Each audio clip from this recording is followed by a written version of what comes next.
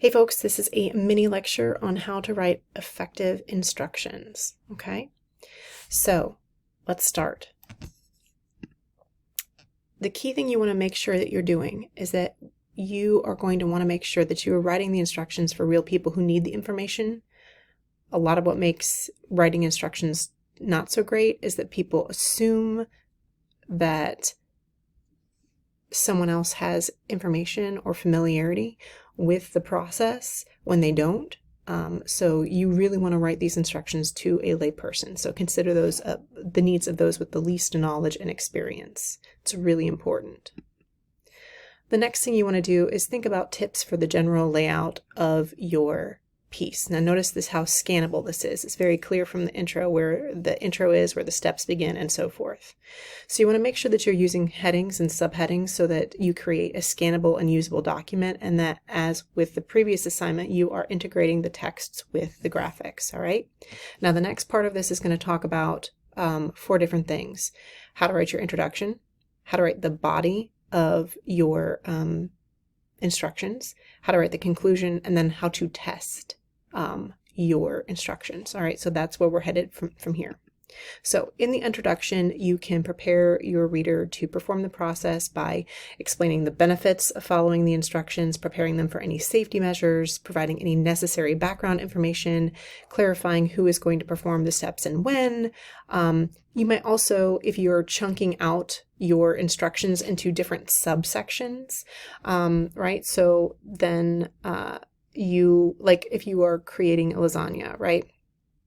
And like maybe one of the instructions is about preparing the meat filler, right? That's might be its own step because you want to like brown the meat, or you want to saute onions until they turn translucent, and then you might want to throw in a pound of ground beef, and then you might want to add certain spices, and then let sit and cool as you assemble the rest of it. Does that sort of make sense? So that would be like one chunk of a larger thing on making lasagna. So that's what I mean by the different phases of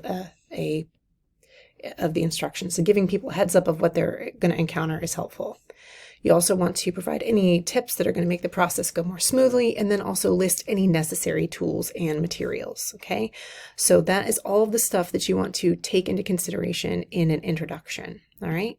Now, in the body of the report, there are so this is going to be, like, as you can imagine, the most substantial part of this lecture. So the first is you want to divide complex processes into different subsections, right?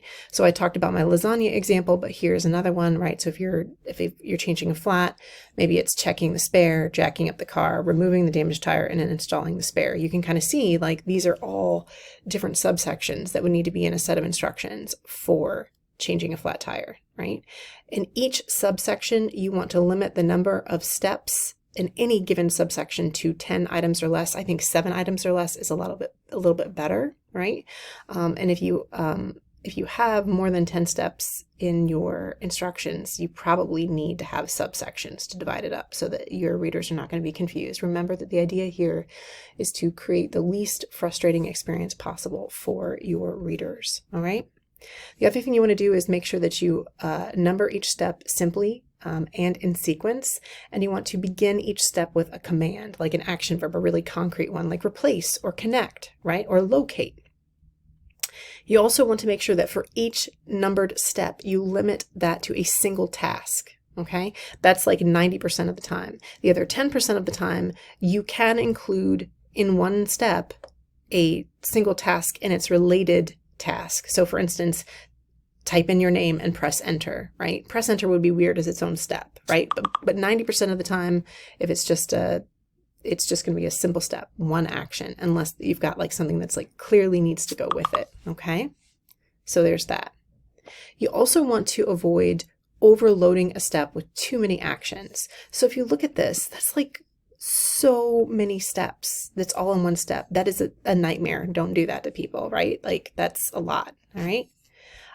Related, you want to avoid oversimplifying a complex task with like really vague instructions, because remember, you're writing to people who have the least amount of information. So just simply saying, oh, put the replacement on the tire. Oh, like put the replacement tire on as a step. Like, oh, cool. Like I'm looking at the instructions because I don't know how to do this, right? So it's in between like overloading with a whole bunch of overloading So you don't want to overload like you did here, but you also don't want to make it so ridiculously like not helpful that there's no point in reading the instructions, right? The same thing like with the ceiling fan example, right?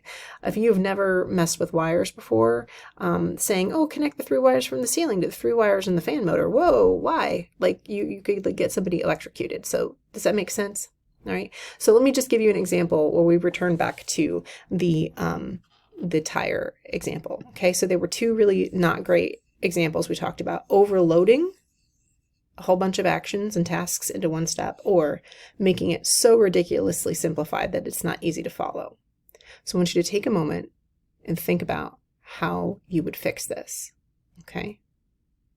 Now, did it look like this? To put on the replacement tire, 1, roll the replacement wheel into position.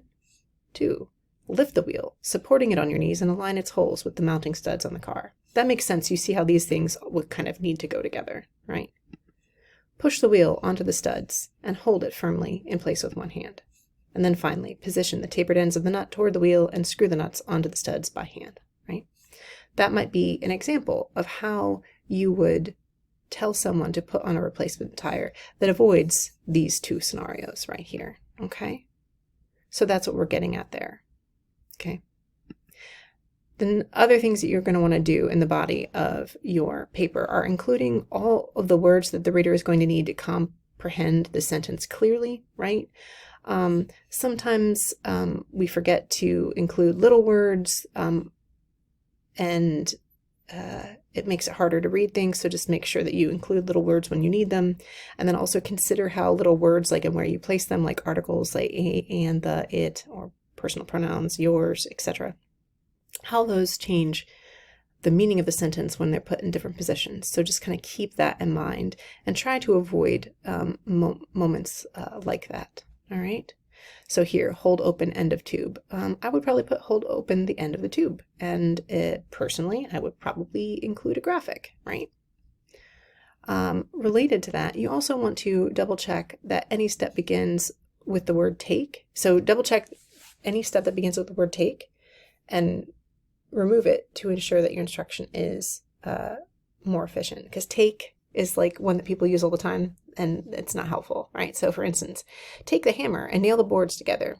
Take is not a strong verb, right? Better would be nail the boards together with the hammer, right? Even better would be nail boards together, right? So although frankly, I would probably put nail the boards together using your hammer, right? That would be, I think, even better and more, adding more clarity there.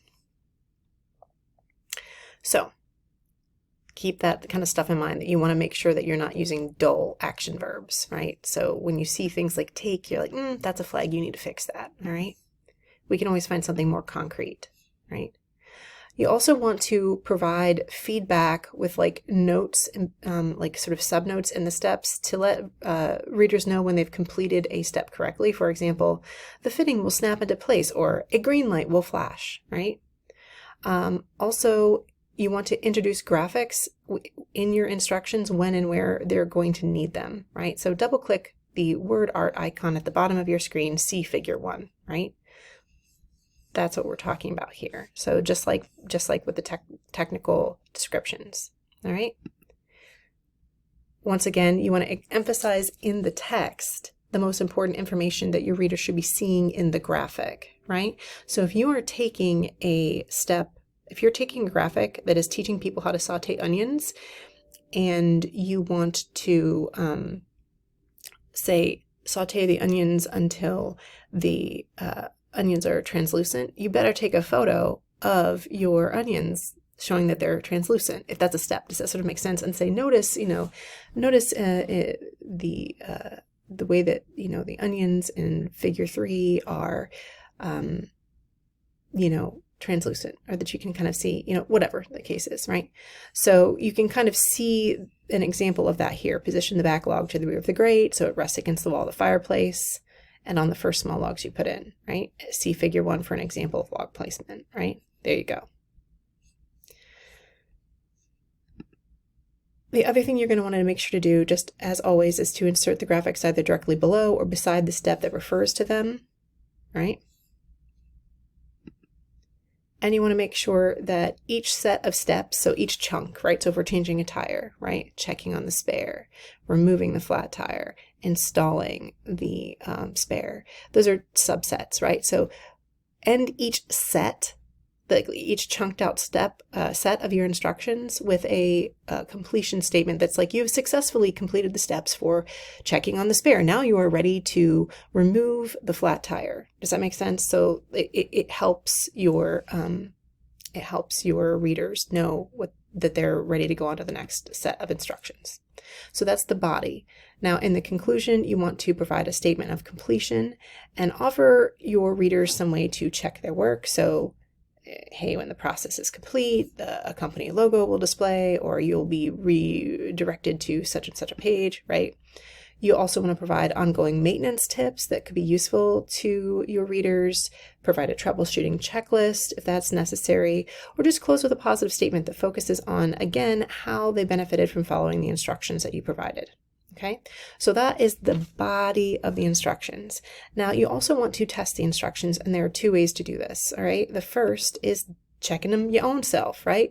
So you always, always, always want to test your instructions. This is especially the case when you're on the job, right? So you want to review your document for accuracy and completeness, consistency in terminology and phrasing, consistency in formatting, consistency in adhering to assignment guidelines or the industry guidelines, and then of course an effective tone and style. You also want, so to double check your work, you're going to want to get out all the materials that you need, right? For a true test, you would start at the beginning and then read your introductory material as if you were a layperson and follow the steps you've written, as if you have the least amount of experience, and make notes of areas that might need to be improved and revised, and then retest your document from the beginning. And then when you feel like you're satisfied, the very last thing you want to do is to ask another person, a lay person, to actually test your work. It's all the better if you can get them to actually do the thing. So that if you're teaching somebody to tie a tie and to a Windsor knot, have them actually put on a tie and follow your instructions and see if they can do the thing. Okay, so that is the lecture on how to write instructions. All right.